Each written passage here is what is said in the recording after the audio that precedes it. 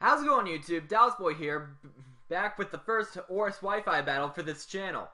And what better way to kick things off than to do it against my good buddy Danza, aka Crobat for the win. He was looking for some ORAS battles himself for his channel.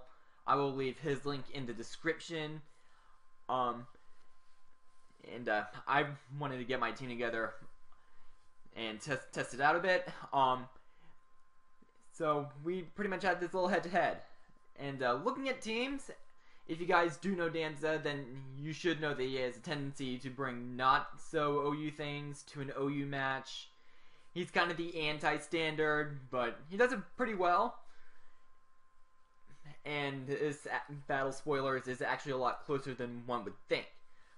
But back to team preview. I'm looking at that Greninja, and I am seeing that as a pretty big threat. And pretty much my lead of choice here is probably going to be my Landorus, and that's also looking like my win condition, so keep that alive and I should be okay. So, hope you guys enjoyed this battle, and let's get this show on the road, why don't we? So starting off, he's going to be leading off with his Greninja, and I'm going to be leading off with my Landorus. I am a Choice Scarf variant, and I'm not afraid to take a Hydro Pump from this thing since I am Choice Scarf and I will be outspeeding it. So, I'm just going to be going for the U-turn, expecting him to switch out. He goes into his Wazing, which appears to be a pretty good, solid physical wall. And I'm just going to be going on to my Latios, trying to threaten it out. And I know he fears the Side Shock, so I'm just going to switch up moves, predict the switch, go for the Draco Meteor. He goes into this Hypno, and this Hypno takes it really well. I mean, that is a Life Orb Latios and Hypno E setup. And he told me later that this is a specially defensive Hypno. And it's doing its job pretty well. So now he's just going to be anticipating either one might switch to eat another Draco Meteor up. So he's just going to be wishing up, going for Protect to see what I'm going to be doing. I'm just going to Volt Switch, play it safe, and followed up with another one to try to get a little bit more Switch initiative. And maybe I could bluff a Scarf, I don't know, but we'll see.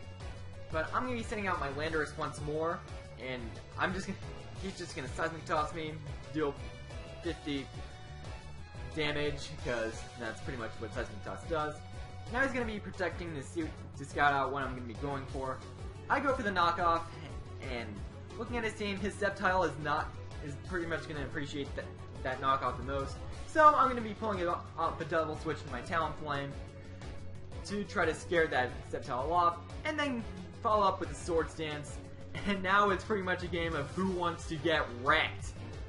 Apparently this Weezing wants to get wrecked, and it surprisingly takes that very well, but then again it's Weezing and has very good physical bull. And unfortunately for me, he winds up getting the poison on this Talonflame, which is definitely going to hamper its sweeping capabilities here. But now he's just sending out his Infernape to try to take a Blitz, but no, instead takes a Brave Bird and it just dies as fast as it comes in. If not faster than it came in. But unfortunately, although he does lose his Infernape, I do lose my Talonflame. So I'm just going to be going on to my Dugtrio as he goes out into Crocodile, and I still want this Focus Sash on this thing in case of Greninja and whatnot. So I'm going to be going out into my Rotom-Wash. My physically defensive Rotom-Wash to try to scare that thing off with the potential Hydro Pump. But I will be following that up with the Volt Switch, and I'll be sending in my Metagross. And I do see this as a very good time to Mega up and try to punch some things faces in. And I will be going for the Meteor Match this turn, expecting some sort of switch, and not risking the Greninja to come in. And Weezing eats that, surprisingly. That's a Tough Claws boosted Adamant Meteor Mash, which winds up taking with the nub. But then I just wind up taking the Weezing out with a crit. Ice Punch didn't matter due to the amount of health that it was at. Now he brings out his Greninja, and I'm looking at my team, and the most expendable member is Latios, and he reveals the Power-Up Punch to me, kind of catches me off guard and pretty much shows that this is a physical Greninja, and he winds up bluffing the the special set very well. But fortunately for me, since I sacked Latios to Greninja, I pretty much get switch initiative here, and I'll be going out into my Landorus theory in here, to try to bop this thing off with a knockoff. He winds up protecting to see what I'm going to be going for, and I wind up taking that Hypno out with a crit in the next turn. And I really didn't think it at that point in time, but it definitely turns out that that crit on the knockoff definitely comes into play later, as you will see. Anyways, my Metagross comes in on the when Sceptile comes out, and Sceptile sets up a substitute on the switch, which pretty much forces me to go for the Ice Punch.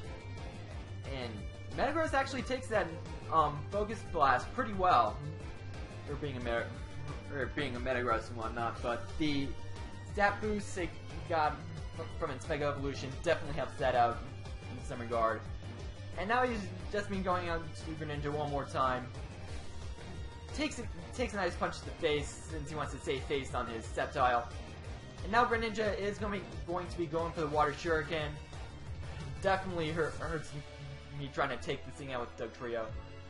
But after the Life Orb damage and whatnot, Metagross is able to take out the Greninja. And he'll be going out into his Crocodile now. And here is where the knockoff crit definitely matters. He's actually going to be going for the Crunch here, and winds up outspeeding me since this is a Scarfed Crocodile. And I actually wind up living with 9. And if I didn't get that crit knockoff, Landorus would be dead. And now I'm just sending out Metagross as Death Fodder to try to get a safe switch in my Dugtrio, get off a reversal on this thing, and take this Crocodile out after it goes with the Crunch. And his last Pokemon will be the Sceptile. And after that thing Giga Drains, I'm going to be sending out my Landorus, which definitely should be dead. And if he had gotten up that Seismic Toss on my Landorus after the 2 crunches from Crocodile, the only Pokemon I would have had left would be my Rotom-Wash against the Sceptile, and I would have been walled there.